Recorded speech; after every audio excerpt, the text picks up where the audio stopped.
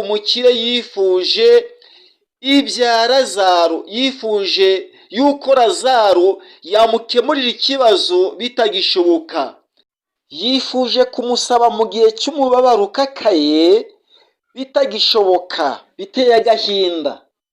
Umukire yifuje ibya Lazaro bitagishoboka, nk'uko Lazaro yifuje iby'umukire bakiri mu buzima busanzwe.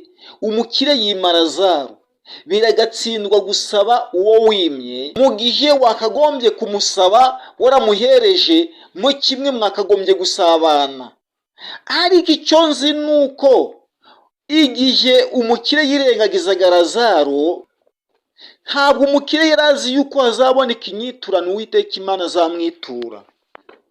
Yaramubwiye ati, Aburahamu, Aburahamu, mbabarire ubashe kwemerera Lazaro abashe gufata agatonyanga k'utuzi antonyangirize ku rurimi rwanjye, kuko hano hondi mbabazwa cyane.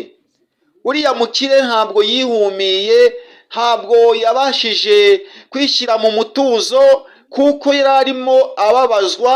Yifuje igitonyanga cy'utuzi kivuye mu rutoki rwa Lazaro ngo maze aze kukimutonyangiriza ku rurimi rwe bitagishoboka.